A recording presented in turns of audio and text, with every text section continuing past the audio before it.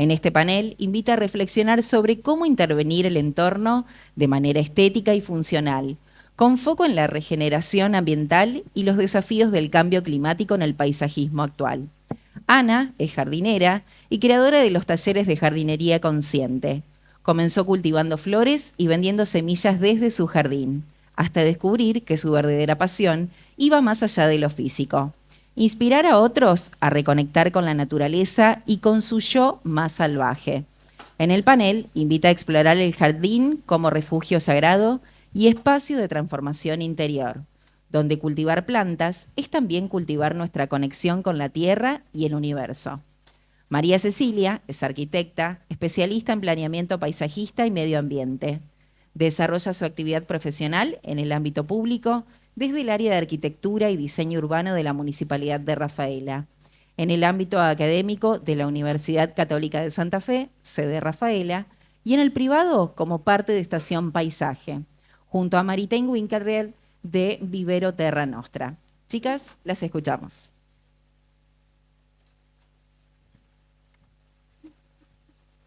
Bueno, hola chicas, ¿cómo están? Hola, ¿cómo Hola estás? Mili, ¿todo hola, buen bien? día a todos.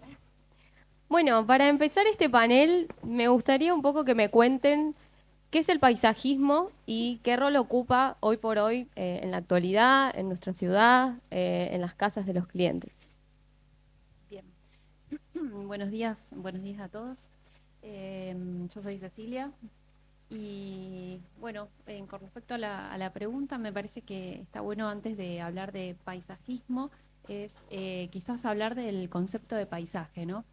Ese concepto de paisaje que hoy y hace bastantes décadas está en vigencia y voy a retroceder un poquito, 20 años, 25 años, en el año 2000 hubo un convenio europeo del paisaje donde se conceptualiza muy simple pero muy concreto y bueno, lo traigo acá a colación porque tiene mucho que ver de lo que vamos a hablar. Paisaje dice así, el artículo número 1 dice el paisaje es toda porción de territorio que es toda porción de territorio tal cual como lo ve, lo percibe la población. ¿Sí? Y habla también que el carácter es justamente esa interacción entre lo que es la naturaleza y el ser humano. Entonces, me parece que es sumamente concreto, pero habla de la parte de la visión, de la percepción. Y esto hace que haya siempre un observador que lo ve. Entonces, en la posición contemporánea del paisaje es justamente esta, es que hay naturaleza y hay alguien que la observa. Pero no solamente que la observa, sino que es una interacción entre el paisaje y el ser humano. Hay unas imágenes, unas fotos que siempre la coloco en la presentación de la cátedra de arquitectura del paisaje, que es la imagen de un croquis de Le Corbusier, ¿sí? Sentado, mirando hacia una ventana y mira hacia el paisaje, ¿no? Es la arquitectura, si bien el movimiento moderno eh, eh, tuvo gran importancia, la relación de la arquitectura con la naturaleza siempre fue hacia afuera, ¿sí? La naturaleza como un escenario, como un fondo. En cambio acá la visión o la imagen no que contrarresta, sino que cambia la visión y la cosmovisión hoy en día, es que hoy estoy sentado dentro de ese paisaje, dentro de esa naturaleza. Y soy partícipe y soy jardinero, como dice Clement Gill, soy el jardinero el que transforma ese paisaje y esa naturaleza, ese ambiente. Un poco preguntaba sobre el rol que tiene el paisaje dentro de las ciudades, por ejemplo. Vamos a hablar de diferentes escalas, digamos, hablo de la escala macro, que son el paisaje a nivel regional, y también a otra escala, que es la escala más ciudad, más parque, más residencia. Bueno, hoy el rol del paisaje tiene ese sentido más holístico y atraviesa diferentes disciplinas. Lo holístico, estoy hablando de esa transversalidad y esa interdisciplinaridad que es el paisaje a nivel económico, cultural, identitario, que nos identifica, es un paisaje más social, ¿sí? No solamente hablar de paisaje es hablar de lo natural, ¿sí? Eso que es lo que quiero que quede claro, Sí. digamos. Y bueno, y a nivel regional, digamos, para las ciudades, me parece que el paisaje o el eje temático del paisaje también tiene que estar dentro de la planificación o la gestión territorial, ¿sí? A nivel de desarrollo urbano. El eje de paisaje es como una variable y debería estar como valor jerarquizado en las estrategias de planificación. Es como es un reto ecológico, teniendo en cuenta que nosotros ahora estamos dentro de un paradigma totalmente ambiental. ¿Sí? Bueno, Bueno, yo... vos, Rosy. no, por ahí un poco sumando a esto que menciona Ceci, Joan Nogués justamente definía el paisaje como una interacción, o sea, la manifestación de lo que es la interacción entre el ser humano y ese entorno, y que, digamos, no lo circunscribimos simplemente a la visualización del paisaje, sino a vivirlo, a experimentar el paisaje con todos los sentidos, con todas las percepciones, el aroma, las texturas, los sonidos, pero además también con las emociones, con lo emotivo. ¿Cuántas veces nos encontramos en un espacio natural y por ahí sentimos algún perfume, algún aroma de una planta y eso nos evoca algún recuerdo, alguna vivencia pasada? Bueno, todo esto conforma lo que es el concepto de paisaje. Es bastante complejo, ¿no? Sí, bueno, desde mi mirada jardinera también, el paisaje yo lo considero como algo que no está ahí afuera, separado de nosotros, sino obviamente, como decían las chicas, que formamos parte y que depende está interrelacionado con nuestro interior, con nuestro sentir. Nosotros construimos el paisaje y el paisaje también en cierta forma nos va construyendo a nosotros. Y esto lo mismo que decían, que no es solo plantas ahí afuera, sino que es un entretejido de todo, de la geografía, del cielo, de luces, de sombras, de espejos de agua, de la fauna del lugar, y todo eso entretejido también con nosotros que somos parte de ese paisaje. Bien, y bueno, ¿y cómo creen que podemos llevar adelante espacios verdes que sean significativos y sostenibles en las diferentes escalas, a nivel ciudad y a nivel capaz más residencial? En una casa o capaz más a lo que acostumbramos ahora en departamentos, con los balcones o bien en los interiores mismos.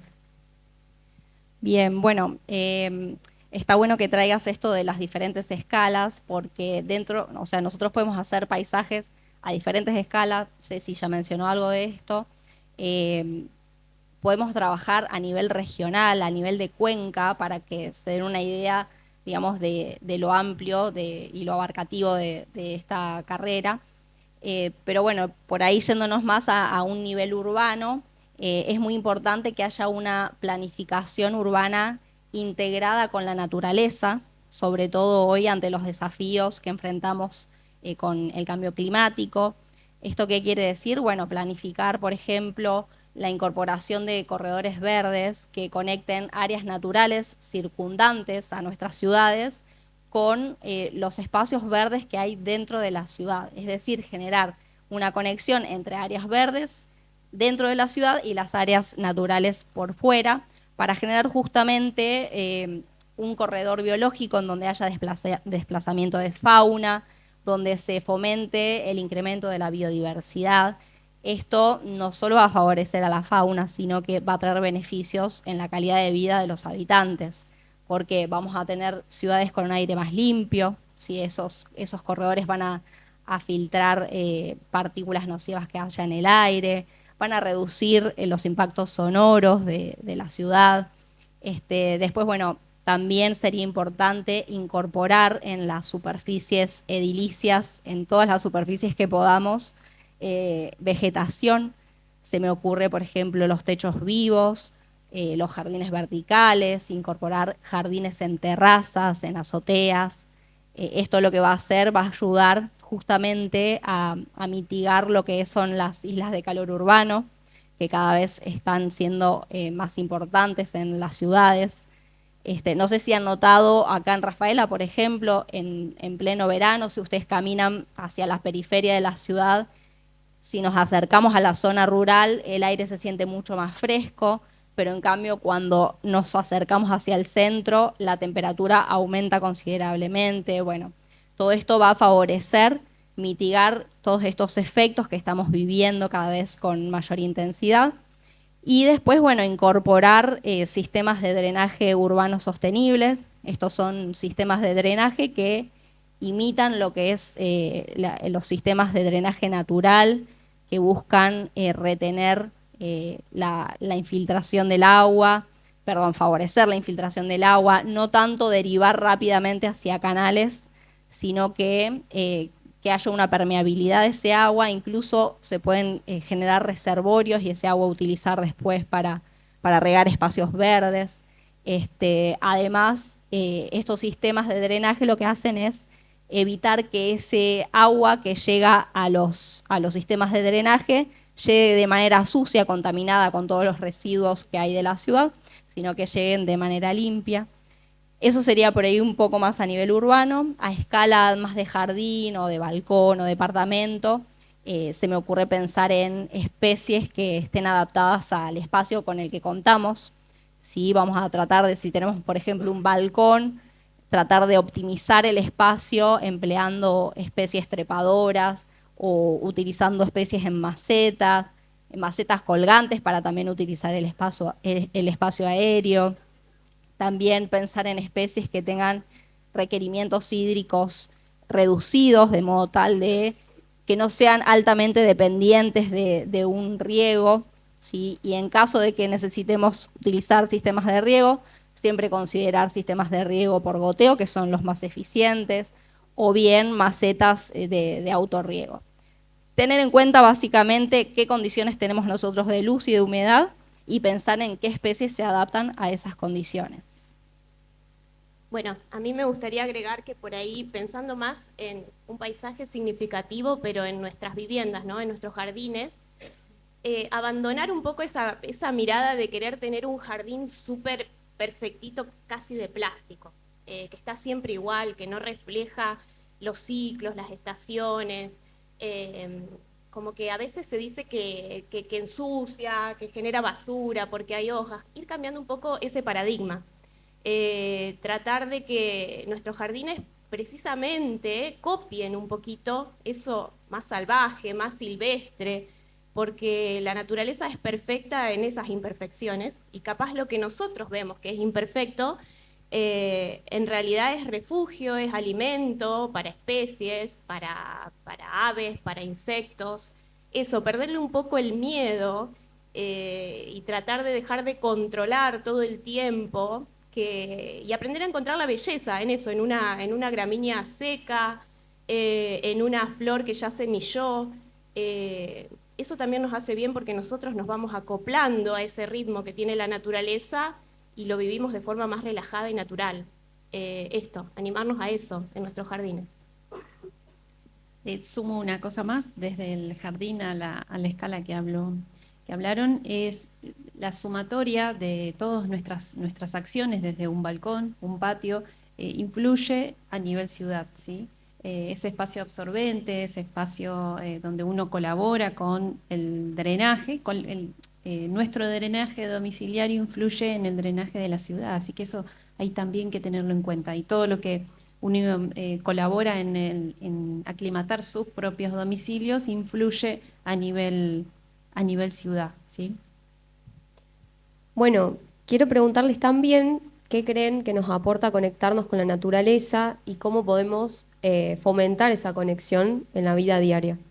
Bueno, yo creo que conectar con la naturaleza hoy en día es absolutamente necesario y esencial para nuestro bienestar integral. En la naturaleza la respiración se hace más lenta, el pecho se expande, la cabeza deja, ¿no?, de maquinar todo el tiempo.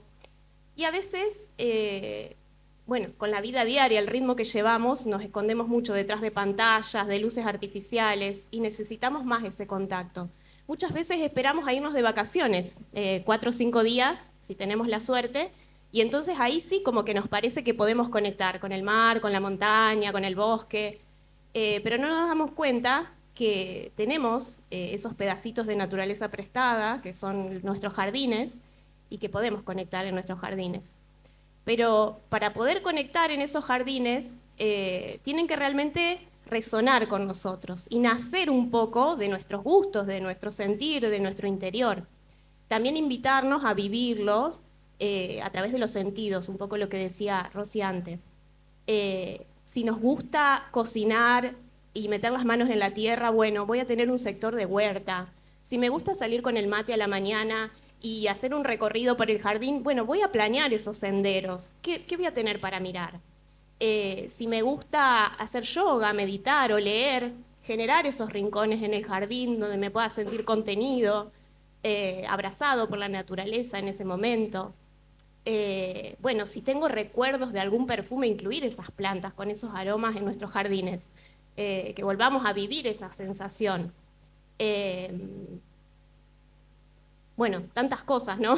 Si nos gusta observar la naturaleza, no usar venenos ni químicos para poder tener la presencia de mariposas, de colibríes, plantar especies nativas, perderles el miedo un poco a esto que decía antes, ¿no? De ver los canteros un poco más desprolijos pero naturales. Y sobre todo, para poder conectar tenemos que hacernos ese momento de pausa, que a veces nos es difícil encontrar. Pero hay que generarlo porque se puede si queremos. Ese momento de pausa para poder observar, salir otra vez como con ojos de niños a ver la naturaleza y el jardín, a descubrir cosas, hacer esa pausa para contemplar. Y generalmente cuando uno contempla, también se contempla a uno mismo, ¿no? En esa pausa. Y entra como en un estado de conexión con todo lo que existe, no sé si lo habrán sentido, pero es muy sanador. Y bueno, eso es lo que les recomiendo. Bueno, mientras ella hablaba, por detrás se veían un montón de imágenes, lo agrego porque estaba bueno lo que pasaba. Vos hablabas de mirar, de observar, de mirar los detalles, y el hecho de observar el jardín y sentirlo, hay que detenerse, son instantes nada más, y hay ecosistemas y miles de flora y de fauna que pasa a través del jardín. Y hay mucha vida en nuestro propio lugar. Así que está bueno lo que decís de conectarse y de saber mirar la panorámica, diría yo, como la microescala, que es aquella abeja que poliniza y bueno, todo lo que nosotros podemos atraer a toda esa fauna que es súper importante para crear nuevos ecosistemas. Yo retomo un poquito esto que mencionó Ana, bueno, respetar los ciclos. Nosotros estamos en un sitio donde tenemos las 4 estaciones bien marcadas, y bueno, qué interesante sería empezar a disfrutar cada una de esas estaciones, ¿no? Con todo lo que eso conlleva, con todos los efectos que tiene la naturaleza. Pensemos que la naturaleza es sabia, y que todas esas hojas que en otoño caen, lo que van a hacer es nutrir el suelo para que la planta después pueda rebrotar en primavera y tenga nutrientes de donde sacar energía. Entonces es todo un ciclo que está interconectado. Y bueno, un poco también con esto que mencionaba de nosotros inmersionar, no me sale la palabra. Inmersos. O sea, claro, de estar inmersos en la naturaleza. Pensemos que nosotros somos naturaleza, o sea, somos parte y necesitamos esa conexión. Así que bueno, tenerlo presente. Bien. Bueno, ¿y cuál creen que es hoy su rol? Y un poco escuchándolas hablar de esto, ¿cómo hacer para que uno también entienda que tiene que dejar de lado estos exteriores perfectos? Esto que vos decías de las hojas. Ahora en otoño, a mi mamá, creo que a mucha gente le agarra la loca de querer juntar las hojas, que no le gusta porque queda desprolijo. ¿Cómo podemos adaptar nuestros espacios un poco a esa imperfección que es perfecta para la naturaleza y a estas especies quizás más autóctonas y no tan de Pinterest, o a especies que quizás no son para nuestra zona? Bueno, vuelvo a lo mismo. A ver, empezar a entender. Creo que que tenemos que hacer un cambio de paradigma, porque hasta a mi mamá le pasa eso que le pasa a tu mamá, y yo reniego, mamá, deja las hojas en paz, pero bueno, ella sale con el rastrillo, no lo puede evitar. Nada, es cuestión de cambiar de paradigma, ¿no? De empezar a entender estos ciclos que son necesarios para la naturaleza. Y bueno, un poco ahí está nuestro rol, digamos, importante en transmitir todos estos procesos, en revalorizarlos, ¿sí? En entender que la naturaleza, como lo dije anteriormente, es sabia, tiene sus ciclos, hay que respetarlos, hay que empezar a mirar con aprecio todos esos procesos. Hay una cuestión también que se han incorporado un montón de especies exóticas en nuestros jardines, y bueno, quizás son especies que no pierden las hojas o que las tenemos verde todo el año. Bueno, quizás eso hoy, para uno que conoce, representa algo más artificial, ¿sí? Y entendiendo cuáles son nuestras especies autóctonas, vamos a poder acercarnos a apreciar todos estos ciclos, a dejar de ver las hojas de los árboles como mugre, ¿sí? Sino como materia orgánica que va a alimentar y nutrir los suelos, que no solo los suelos, sino también toda la microfauna que hay en esos suelos, que a su vez van a hacer que esos suelos tengan vida. Es todo un ciclo que está interconectado y que hay que empezar a respetarlo, ¿sí? A respetarlo, a entenderlo. No se puede cuidar lo que uno no conoce, dice el dicho. Entonces, bueno, por ahí es un poco misión tal vez de los paisajistas, los jardineros, los que estamos en el tema de transmitirlo a la comunidad, ¿no? Bueno, si se trata de hablar del rol del profesional de paisaje, me parece que en este momento es sumamente importante porque el paisajista hoy, por decir el nombre del paisajista, pero eso incluye diferentes ramas, ¿sí? Como dijimos antes, es un término bastante holístico, o sea que hay diferentes especialidades dentro de la rama del paisaje. Y como diseñador del paisaje, uno integra diferentes ramas, diferentes disciplinas y las puede coordinar y las puede llevar a cabo, ¿sí? Sobre todo en la obra, ¿sí? Hay la rama de la infraestructura, la rama de cuestiones eléctricas, cuestiones de vegetación, ¿sí? El rol hoy del paisaje no solamente en la microescala, patio, balcón, terraza, sino también que es un ordenador del territorio. Me parece que en este momento es bastante clave ese rol del paisajista, ¿no? Bueno, y esto también de darle la importancia de asesorarse, porque a veces lo tenemos claro cuando vamos a hacer una vivienda, de buscar un profesional, pero muchas veces a la hora de pensar en nuestros jardines, bueno, intentamos hacer lo que nos salga o lo que nos gusta, y bueno, hay todo un conocimiento atrás de eso, por qué ubicamos una planta en determinado lugar, o qué sectores necesitan qué tipo de plantas, o qué tipo de árbol puedo tener yo en mi jardín, porque a veces cometemos errores, y es un ser vivo también, ¿no? Sobre todo con los árboles pasa esto, que después hay que estarlos sacando, porque bueno, no tuve en cuenta una medianera, o no tuve en cuenta que está muy cerca de la casa.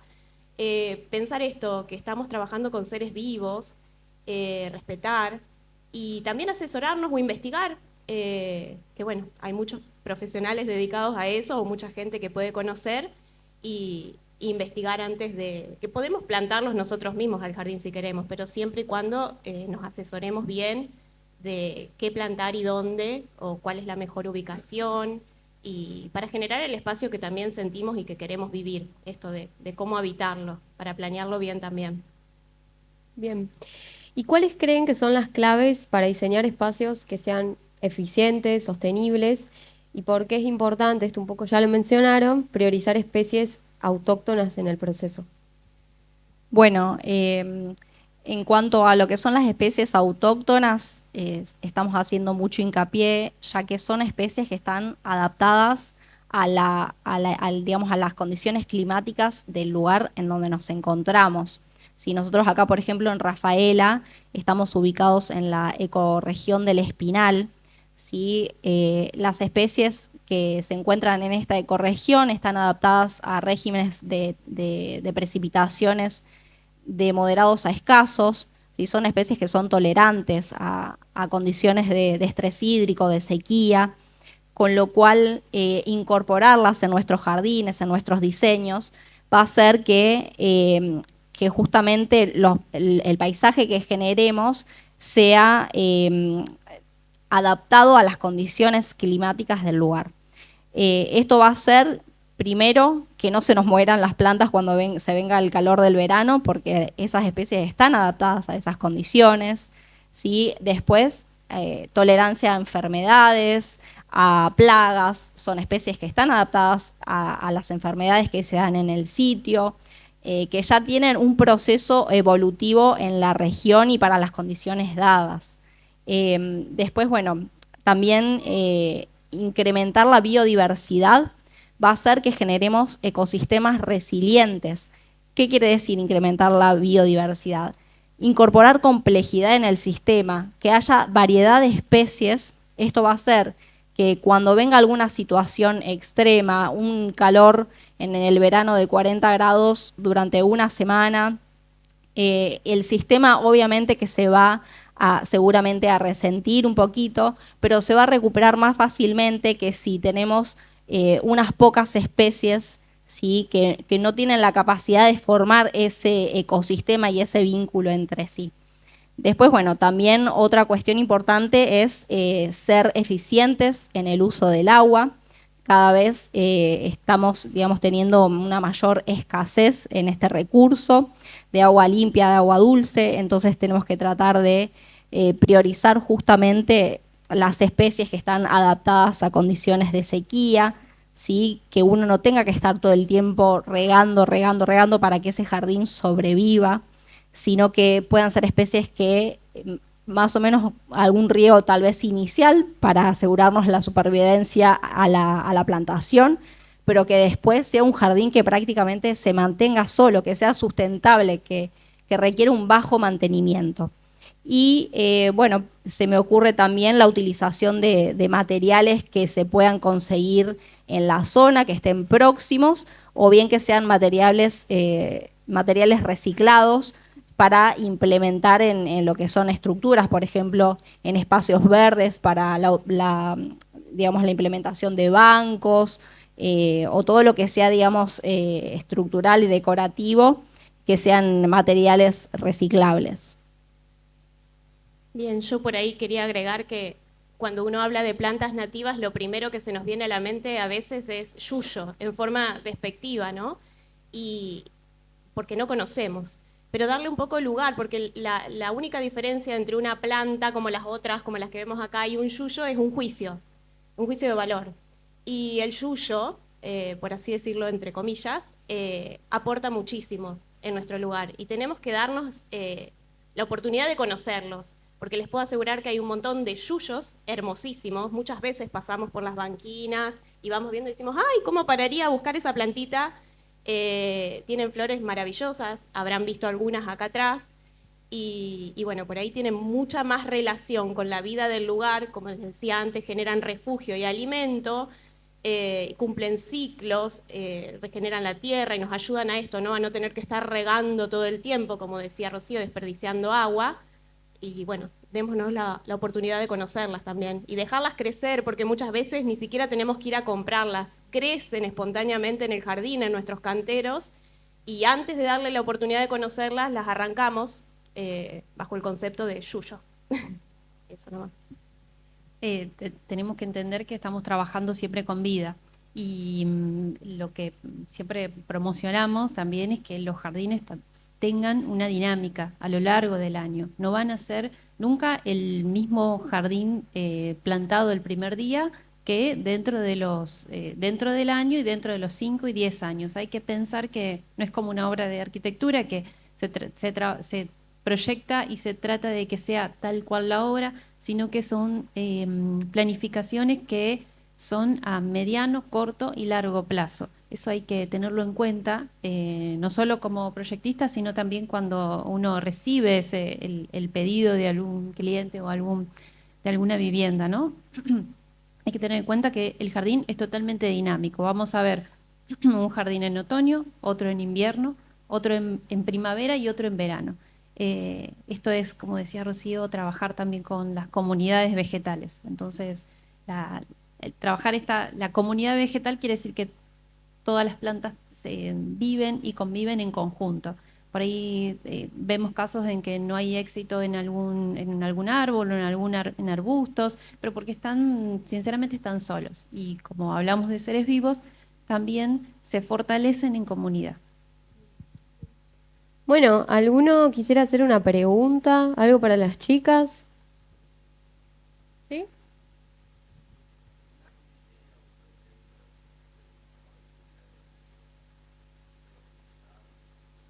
Para riego sustentable.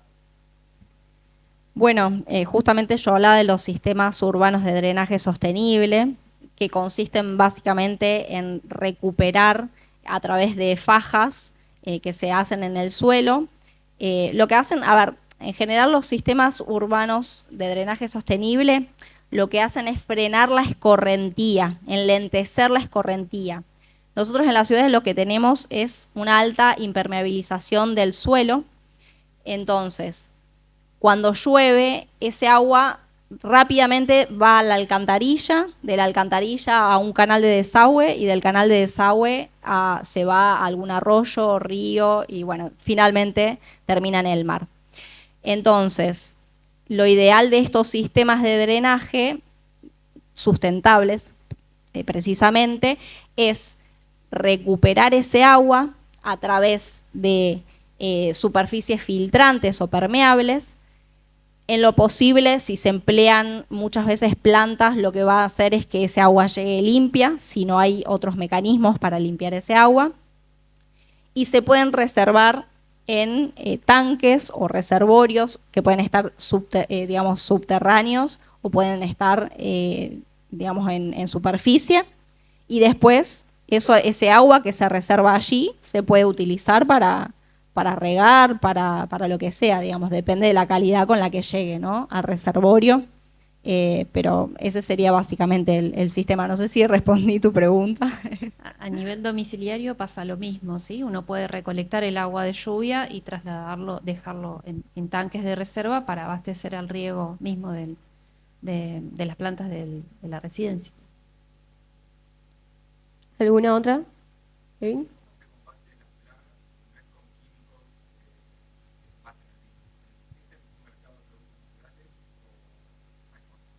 Sí, existen productos naturales y aparte la mejor forma es que haya mucha biodiversidad porque la naturaleza es sabia y precisamente no va a haber plagas cuanto más biodiversidad haya en el jardín porque ese equilibrio se da naturalmente. Pasa que nosotros al intervenir muchas veces generamos un desequilibrio y por eso consideramos muchas veces que hay plagas. Pero sí, también hay un montón de productos naturales, no sé si las chicas quieren. Sí, está muy bueno lo que decís, Ana. A ver, cuando se genera este desequilibrio es cuando aparecen las plagas. En realidad es un insecto que predomina porque no tiene a su controlador natural, porque de alguna manera lo matamos o no permitimos que prolifere porque no se dan las condiciones. Por eso la mejor manera es tratar de generar mayor diversidad posible dentro del jardín, mayor complejidad. Y no ir, bueno, tengo hormigas, vamos a darle con todas las hormigas. No, o sea, si nosotros empezamos a tirar químicos, seguramente vamos a atacar un montón de insectos, no solo los que no queremos ver, sino también los que por ahí sí queremos ver en nuestros jardines. Entonces hay que tratar de reducir al mínimo y al cero si es posible. Yo soy una anti-químicos. Pero bueno, valernos también de especies aromáticas que ayudan a ahuyentar insectos que no queremos, que nos comen las plantas. Tratar de rodear, bueno, no sé si les ha pasado los cítricos, a las hormigas le encantan los cítricos. Yo tengo un limonero en mi casa que estuve renegando todo el verano. Tratar de poner especies aromáticas alrededor de esas especies que están siendo atacadas y bueno, vuelvo siempre a incrementar la biodiversidad, no sé. No, esto de trabajar en comunidad es precisamente esto, de decir, bueno, las hormigas también tienen que comer, ¿sí? Entonces, bueno, darle participación dentro de ese ecosistema que vamos a estar trabajando. Eh, me No, y parece. esto de que, ay, me acordé, que muchas veces informarnos también, ¿no? Porque por ahí consideramos algo una plaga porque nos está comiendo una plantita y quizás esa planta es hospedera de esa especie y ya hay una interacción, una simbiosis entre esa planta y ese insecto para formar todo el ciclo. Y no es que va a morir la planta porque hay unas oruguitas comiendo algunas hojas. Ya enseguida queremos tirar químicos, veneno, matar todo, y simplemente hay que dejar que se dé el ciclo. Quizá esa oruguita que estamos viendo es una mariposa preciosa, pero no lo dejamos, intervenimos todo el tiempo. Esto, informarnos. Hoy tenemos 1000 herramientas para buscar y decir, bueno, esta oruguita, este gusanito, me está comiendo la planta, puede ser algo que potencialmente me la mate o simplemente es un ciclo natural. No asustarse, no querer actuar e intervenir en cualquier momento con cualquier cosa. Eh, Esto, permitir que la planta quizás va a estar un poquito desprolija un tiempo, pero es lo natural. ¿Alguna otra consulta?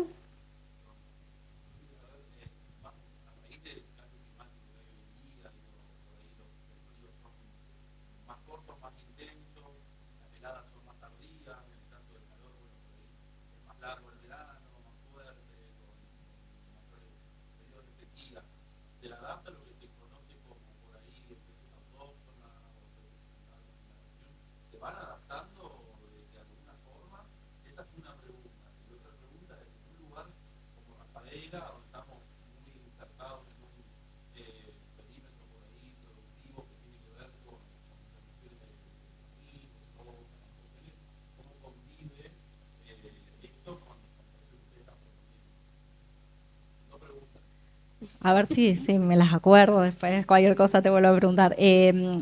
Bueno, en principio, con respecto a tu pregunta sobre las especies autóctonas, a ver, los periodos de sequía e inundaciones no es algo reciente, digamos, esto es algo que se viene dando desde siempre, que es parte del ciclo de la naturaleza. El problema con el cambio climático es que cada vez están siendo más frecuentes y más intensos estos eventos. ¿Qué pasa? Las especies que son de estos sitios ya vienen con una adaptación a esas variaciones climáticas que son naturales, con lo cual ya tienen una adaptación a estos efectos. Ahora el tema es que se están intensificando, no obstante, la planta que mejor se va a adaptar es la que sea de la zona y no una que traigamos de otra ecorregión, de la selva misionera o de donde sea. No sé si quieren agregar No, sobre yo esto. quería agregar bueno, que se adapte y que la planta pueda seguir viviendo y que no perezca, digamos, con los calores o la sequía, no quiere decir que la vamos a ver prolija todo el año. Quiere decir que la planta muchas veces cumple un ciclo, a veces son plantas anuales que se resiembran y que vuelven a salir en determinadas épocas, y otras que a lo mejor su parte aérea se ve deslucida, digo deslucida entre comillas, porque también podemos aprender a encontrar lo lindo en alguna gramínea que tome un color dorado en el otoño, un poco más seca la espiga en el invierno. Esto también está en nuestra mirada, en nuestros ojos de cómo vemos ese jardín. Pero esto, que se adapte no quiere decir que va a estar verde, brillante y como de plástico todo el año. Bueno, las plantas todas cumplen un ciclo. Hay algunas estructurales que mantienen su color, su estructura, sus hojas, y hay otras que van cumpliendo ciclos. Y generalmente, para que se puedan proteger ante el calor, la sequía, en comunidades, como decía Ceci, se da mejor esa interacción y esa protección y ese cuidado del suelo, que eso me parece que no lo dijimos y que es sumamente importante, cuidar el suelo, que el suelo esté cubierto. Si yo no lo voy a utilizar con plantas, dejar que en el cantero también crezcan otras plantitas cubre suelo, que no quede desnudo, porque el suelo desnudo es un suelo muerto. Eh, y animarnos también a que haya más cantero, más planta, no tanta extensión de césped que por ahí no hay tanta biodiversidad en un jardín con tantísimo césped, depende del tamaño, ¿no? Obviamente, pero animarnos a tener grandes canteros donde haya mucha vida, mucha biodiversidad.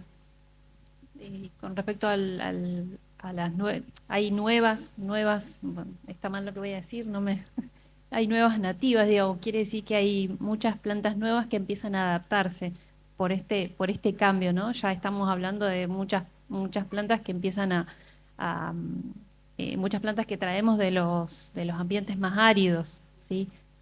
Son las que van a empezar a proliferar ahora. Y nativas hay que tener cuidado porque por ahí uno es nativa, pero ¿nativa de dónde?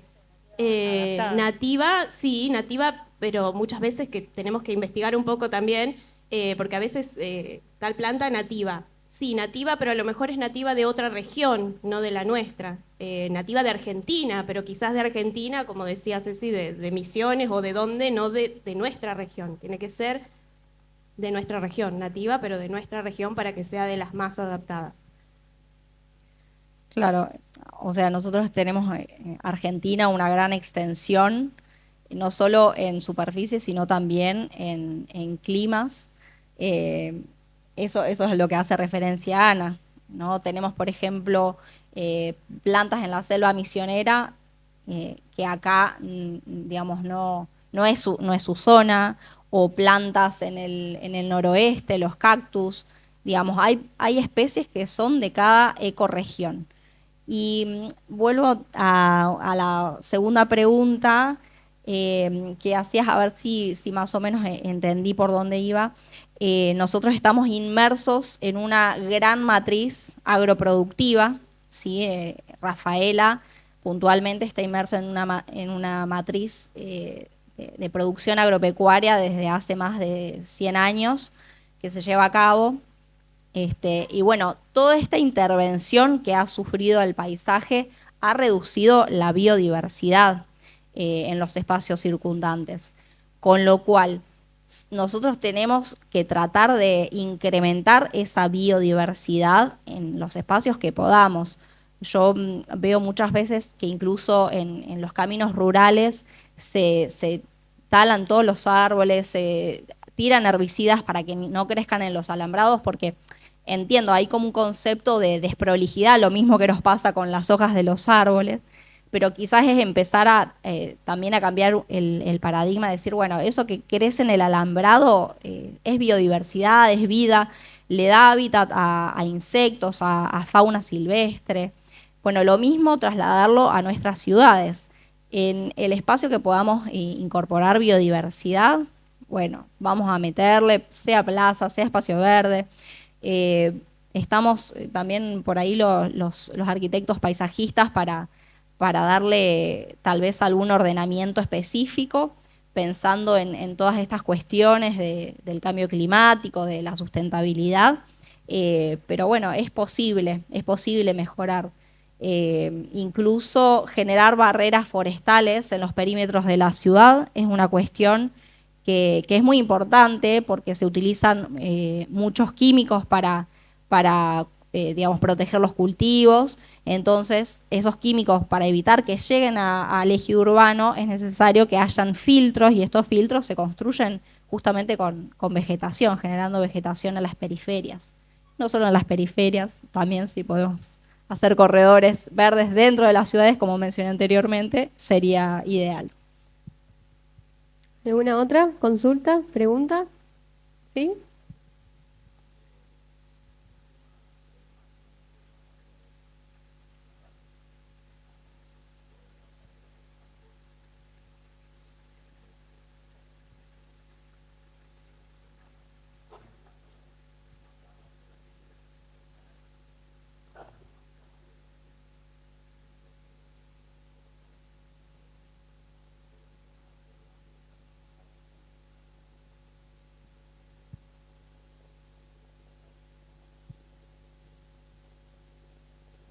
Sí, Bueno. para mí todo lo que es la fauna que vivía o que estaba en el campo precisamente se está trasladando a otro lugar donde pueda sobrevivir, donde encuentre alimento. Entonces, ya sean aves como roedores, empiezan a trasladarse a donde pueden encontrar, donde pueden sobrevivir, ¿sí? En el campo ya no sobreviven. Entonces, bueno, hay que empezar a cambiar esa mentalidad y, bueno, proponer y promocionar esos lugares como los caminos rurales, las transiciones entre lo urbano y lo rural. Ahí es donde hay que trabajar. Sí, en las periferias urbanas y en las zonas externas a la ciudad. Y también por ahí empezar un poco a cambiar la perspectiva que tenemos para todos los seres vivos. A ver, nosotros como seres humanos también transmitimos enfermedades. Entonces empezar a empatizar un poquito más con todos los seres vivos. Y bueno, pensar justamente esto que dice Ceci, son animales que están buscando hábitat y refugio y bueno, lo encuentran tal vez en la plaza porque se tiran restos de comida, entonces les resulta fácil encontrar y acceder ahí al alimento o encuentran un lugar donde refugiarse. Bueno, justamente generando estos espacios de vegetación y de biodiversidad vamos a favorecer que los animales encuentren un mejor refugio en estos sitios y no dentro de las ciudades. ¿Otra consulta? ¿Pregunta?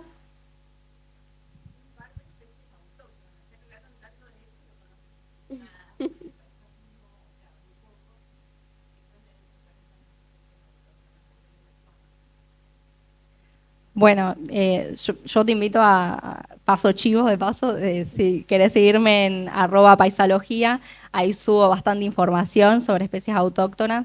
Te puedo mencionar, bueno, algunas especies arbóreas de esta ecorregión, tenemos el algarrobo, quebracho blanco, espinillo, cinacina, son especies, la cinacina, el espinillo tiene una floración preciosa.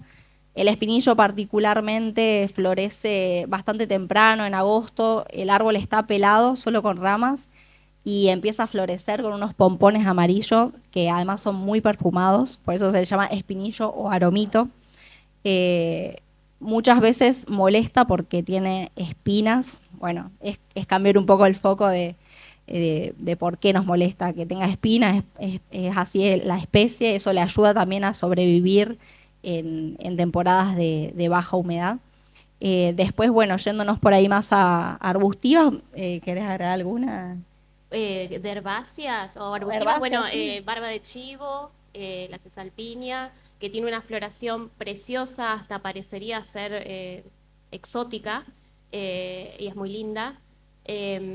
Bueno, herbáceas, las chilcas, los olidagos, las chilcas atraen un montón de mariposas, si les gustan las mariposas, las talillas, Están los para cardos. los cardos, sí. La iocroma, por ejemplo, todo lo que sea tubular, de flor tubular, también para los picaflores, si quieren atraer picaflores al jardín. No, estas especies que nombraba Rocío, no solamente por la floración, sino lo bueno es en la composición del paisaje, también pensar en las diferentes texturas, ¿sí? Hay la cinacina como, digamos, no solamente la forma de los árboles, sino también las diferentes texturas. Alguno nos va a ofrecer algo de transparencia, otro nos va a ofrecer algo de opacidad, depende del lugar y de la función que nosotros necesitamos. Entonces, esa con espina quizás no sea un lugar, quizás al lado de un juego para niños, pero sí para hacer visuales o para armar diferentes composiciones, ¿sí? Cada una va a tener un lugar dentro de la composición. Sí, pienso también en el tala, que da unos frutos que atraen un montón de aves que se alimentan del mismo. O sea, que no solo vamos a estar dándole alimento y hábitat a las aves, sino que ellos nos van a brindar su canto. Trepadoras, por ahí La la sachahuasca el es murucuyá. preciosa. El murucuyá, la pasionaria, no sé si la conocen, es preciosa también. Eh, cua- el brotal es precioso. Bueno, la verdad que hay un montón de especies. También está el amor seco, es una plantita herbácea que da unas pequeñas flores que son como unas margaritas muy chiquititas. Casi te diría que pasan desapercibidas las flores, pero ¿sabes cuándo llaman la atención? Cuando vos ves que está minado de mariposas de todo tipo que vienen a alimentarse de esta planta. Eh, bueno, es empezar a descubrir y maravillarnos de todo del patrimonio natural que tenemos en este sitio. ¿Alguna otra consulta? Bueno, ahora yo tengo una consulta.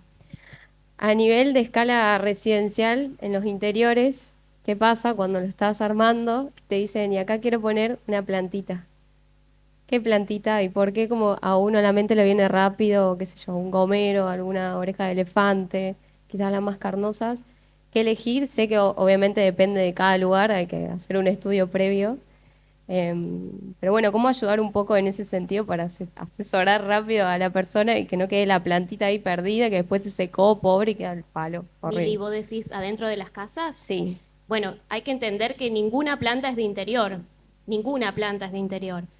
Entonces podemos elegir las que sobrevivan en condiciones similares, a lugares donde no se necesita tanta luz, que copien un poco su entorno natural. Por eso generalmente vamos más a las tropicales, a plantas que soporten un poco la falta de sol, de tanta luz.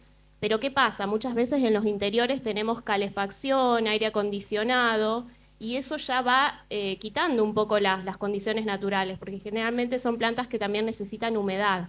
¿Y qué pasa? Lo que nosotros hacemos si la queremos cuidar es regarla y regarla y regarla, y la terminamos arruinando. Mucho amor, exceso de amor. Lo que la planta necesita quizás es estar alejada de esas fuentes de calor o de aire acondicionado, de frío también, y tener a mano algún rociador para poder pulverizar las hojas y agruparlas también como en comunidades, así como tratamos de hacerlo afuera. Generar un rincón verde donde tengamos varias juntas. Y bueno, esto, no pasarnos de amor, de exceso de riego, y más que nada generar esa humedad también, que precisamente eso es lo que falta. Vieron que se van poniendo todas las puntitas a veces secas y se va marchitando. Generalmente es por eso. Ninguna planta es de interior. Tratamos de elegir plantas que puedan sobrevivir en los interiores por ser su situación en la naturaleza similar. Pero bueno, también hay que tener en cuenta esto de la humedad, ambiente. Sí, como cualquier ser vivo, ellos necesitan luz, agua, tierra y aire también. Entonces, esto de ventilar también los ambientes ayuda a mantenerla viva, ¿no? Y en cuanto a la planificación, en el lugar de dónde van a colocar, siempre tener en cuenta esto de las orientaciones, si es al norte, si es una iluminación de la mañana, si es iluminación de la tarde también. Creo que esa es un poco lo que vos querías. Bueno, Si ¿cómo está es la detrás de un planificación? vidrio, a lo Sí. mejor que potencie esa luz del sol, que a veces también se queman. Sí. Hay muchas plantas que de todas las orientaciones la mejor es la del sur, ¿sí? Esa iluminación no directa, sino que es esa iluminación indirecta o lateral. ¿Alguna otra consulta? Chicas, ¿a ustedes les gustaría agregar algo más? ¿Algún tip para quienes están acá hoy? ¿Algo que les suelen preguntar? O que no duden de consultar, ¿sí? Que no duden de consultar y todo se planifica, que lo principal es el diseño. Bueno, muy bien. Y si se quieren poner en contacto con ustedes para llevar adelante sus jardines, pueden decir sus Instagram, dónde contactarlas. Bueno, estoy en Instagram como @paisalogía. Recientemente lancé también un podcast en el que, bueno, vamos a tratar temas de restauración ecológica, remediación de paisajes, especies autóctonas. Eh, la idea es invitar especialistas también para entrevistar en cada tema. Se llama Paisajes en Diálogo. Estoy en Spotify, si quieren pueden también encontrarme ahí. Y bueno, y si no, mi Instagram personal es @corderorochi. Bueno, yo soy Ana Boglino, me pueden encontrar en Será Jardín. Yo cultivo y vendo semillas de flores y desde este año, bueno, también guío talleres de jardinería consciente, donde precisamente a través de la jardinería y de otras actividades también los ayudo a conectar con la naturaleza. Bien, bueno, y bueno, mi Instagram profesional es Dossier de Paisaje, que es un poco, bueno, hablemos de paisaje, ¿sí? Pongamos el paisaje en tema. Y desde hace un año estamos armando un espacio que se llama Estación Paisaje, junto con Marita del Vivero Terra Nostra, y bueno, trabajamos en todo lo que es ambientaciones y arquitectura de exteriores. Bueno, buenísimo, chicas. Muchas gracias por haber venido hoy. Un placer. Muchas gracias. Gracias a ustedes. Gracias a todos.